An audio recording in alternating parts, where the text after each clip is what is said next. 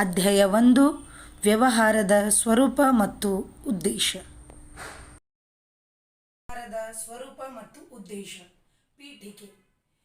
ಈ ವ್ಯವಹಾರದ ಸ್ವರೂಪ ಮತ್ತು ಉದ್ದೇಶದ ಅಧ್ಯಯನದಲ್ಲಿ ನಾವು ವ್ಯವಹಾರ ಎಂದರೇನು, ವ್ಯವಹಾರದ ಸ್ವರೂಪ ಅಂದರೆ ವ್ಯವಹಾರದ ಗುಣಲಕ್ಷಣಗಳು ಹಾಗೂ ವ್ಯವಹಾರದ ಉದ್ದೇಶಗಳೇನು ಹಾಗೂ ವ್ಯವಹಾರದ ವ್ಯಾಪ್ತಿಯ ಕುರಿತು ನಾವು ಅಧ್ಯಯನವನ್ನು ಮಾಡ್ತೇವೆ.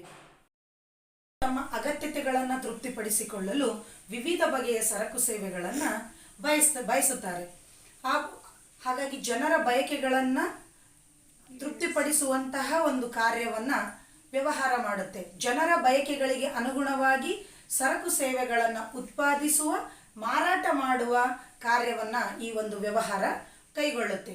ಇಲ್ಲಿ ವ್ಯವಹಾರದ ಒಂದು ಮುಖ್ಯ ಉದ್ದೇಶ ಲಾಭ ಸಂಪಾದನೆ ಮಾಡುವುದಾಗಿದೆ.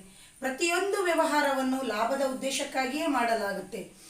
ಇಲ್ಲಿ ನಾವೊಂದು ಬೆಳಿಗ್ಗೆ ಎದ್ದಾಗಿನಿಂದ ಹಿಡಿದು ರಾತ್ರಿ ಮಲಗುವವರೆಗೆ ಬಳಸ್ತಕ್ಕಂಥ ಪ್ರತಿಯೊಂದು ವಸ್ತುವು ನಮಗೆ ವ್ಯವಹಾರದಿಂದನೇ ದೊರೀತವೆ.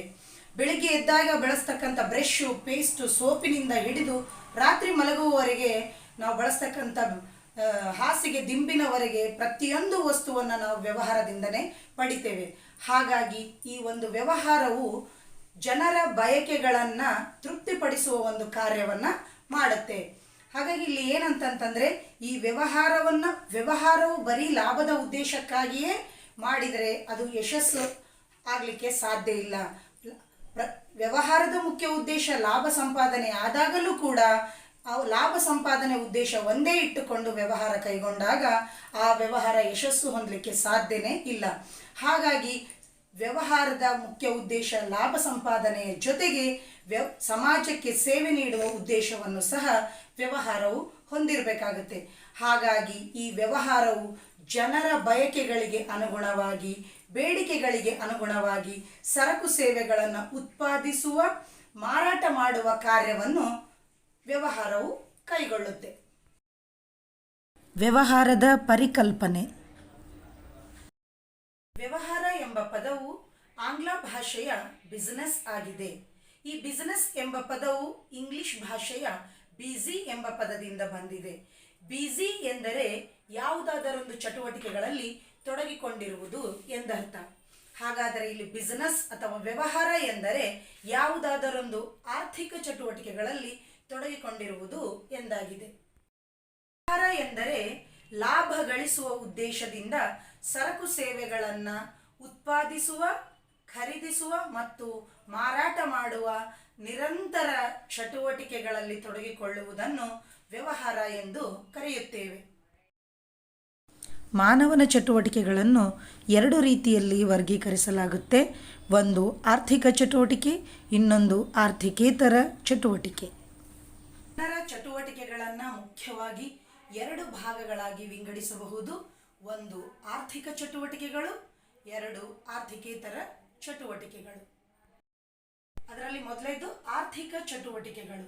ಆರ್ಥಿಕ ಚಟುವಟಿಕೆಗಳು ಅಂತ ನಾವು ಯಾವುದು ಕರಿತೀವಿ ಅಂದರೆ, ಯಾವುದು ಹಣದ ಉದ್ದೇಶಕ್ಕಾಗಿ ಮಾಡಲಾಗುತ್ತಿದೆಯೋ, ಯಾವ ಚಟುವಟಿಕೆಯನ್ನು ಹಣದ ಉದ್ದೇಶಕ್ಕಾಗಿ ಮಾಡಲಾಗುತ್ತಿದೆಯೋ ಅದನ್ನು ಆರ್ಥಿಕ ಚಟುವಟಿಕೆಗಳು ಎಂದು ಹೇಳಲಾಗುತ್ತೆ. ಅಂದರೆ ಜೀವನೋಪಾಯ ಗಳಿಸುವ ಚಟುವಟಿಕೆಯು ಆರ್ಥಿಕ ಚಟುವಟಿಕೆಯಾಗಿದೆ. ಅಂದರೆ ನಾವು ಪ್ರತಿಯೊಬ್ಬರೂ ನಮ್ಮ ಜೀವನವನ್ನು ಸಾಗಿಸಲಿಕ್ಕೆ ನಮ್ಗೆ ಹಣದ ಅವಶ್ಯಕತೆ ಇರುತ್ತೆ.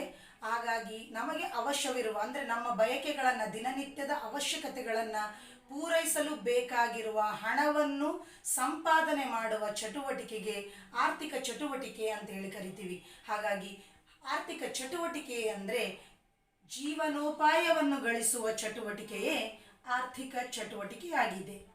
ಆರ್ಥಿಕ ಚಟುವಟಿಕೆಗಳಿಗೆ ಉದಾಹರಣೆಗಳೆಂದರೆ ಒಬ್ಬ ಕಾರ್ಮಿಕ ಕಾರ್ಖಾನೆಯಲ್ಲಿ ದುಡಿಯುವುದು, ವೈದ್ಯನೊಬ್ಬ ರೋಗಿಗೆ ಚಿಕಿತ್ಸೆ ನೀಡತಕ್ಕಂಥದ್ದು, ಅಧ್ಯಾಪಕ ಶಾಲೆಯಲ್ಲಿ ಪಾಠ ಮಾಡ್ತಕ್ಕಂಥದ್ದು, ಇತ್ಯಾದಿ ಚಟುವಟಿಕೆಗಳೆಲ್ಲ ಅಂದರೆ ಇತ್ಯಾದಿ ಹಣದ ಉದ್ದೇಶಕ್ಕಾಗಿ ಮಾಡುವ ಎಲ್ಲ ಚಟುವಟಿಕೆಗಳು ಆರ್ಥಿಕ ಚಟುವಟಿಕೆಗಳಿಗೆ ಉದಾಹರಣೆಗಳಾಗಿವೆ.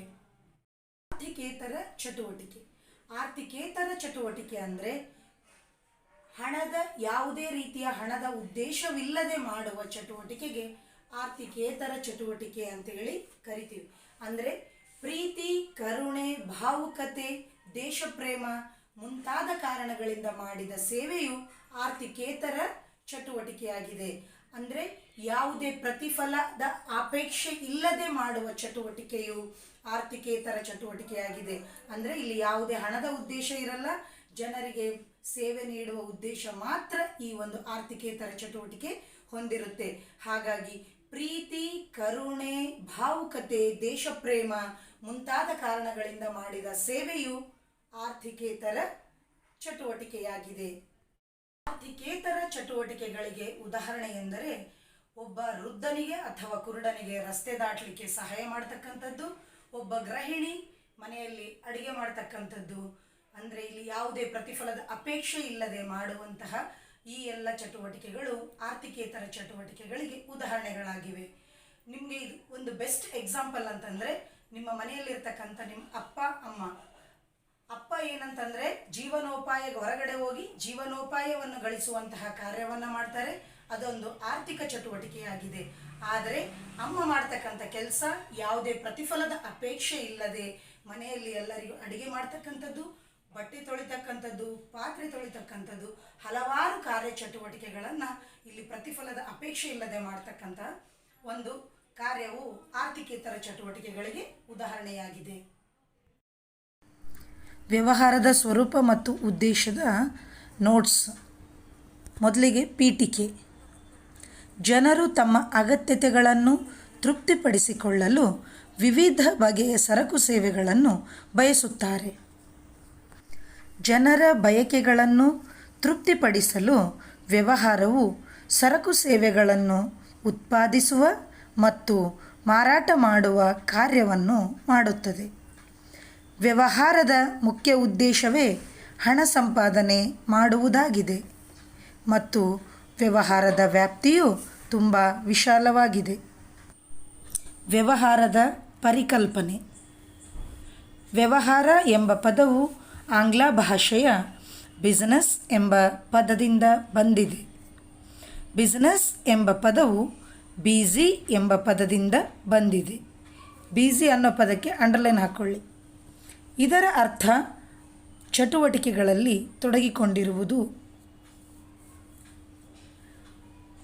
ನೆಕ್ಸ್ಟು ಒಂದು ಲೈನ್ ಬಿಟ್ಟು, ವ್ಯವಹಾರವೆಂದರೆ ಲಾಭ ಗಳಿಸುವ ಉದ್ದೇಶದಿಂದ ಸರಕು ಮತ್ತು ಸೇವೆಗಳ ಉತ್ಪಾದನೆ, ಖರೀದಿ ಮತ್ತು ಮಾರಾಟಗಳಲ್ಲಿ ನಿರಂತರವಾಗಿ ತೊಡಗಿಕೊಳ್ಳುವುದಾಗಿದೆ.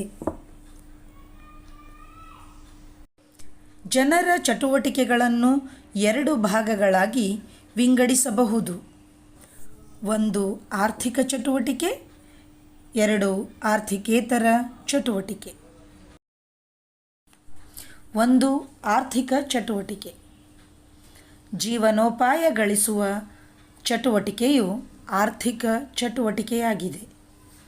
ಆರ್ಥಿಕ ಚಟುವಟಿಕೆಗೆ ಉದಾಹರಣೆ: ಒಬ್ಬ ಕಾರ್ಮಿಕ ಕಾರ್ಖಾನೆಯಲ್ಲಿ ದುಡಿಯುವುದು, ವೈದ್ಯನೊಬ್ಬನು ಚಿಕಿತ್ಸೆ ನೀಡುವುದು, ಅಧ್ಯಾಪಕ ಶಾಲೆಯಲ್ಲಿ ಪಾಠ ಮಾಡುವುದು. ನೆಕ್ಸ್ಟು ಆರ್ಥಿಕೇತರ ಚಟುವಟಿಕೆ.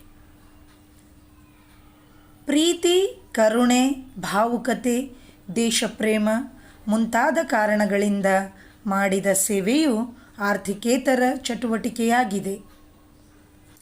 ಆರ್ಥಿಕೇತರ ಚಟುವಟಿಕೆಗೆ ಉದಾಹರಣೆ: ಕುಟುಂಬದಲ್ಲಿನ ಒಬ್ಬ ಗೃಹಿಣಿ ಅಡುಗೆ ಮಾಡುವುದು, ಒಬ್ಬ ಹುಡುಗ ವೃದ್ಧನಿಗೆ ರಸ್ತೆ ದಾಟಲು ಸಹಾಯ ಮಾಡುವುದು.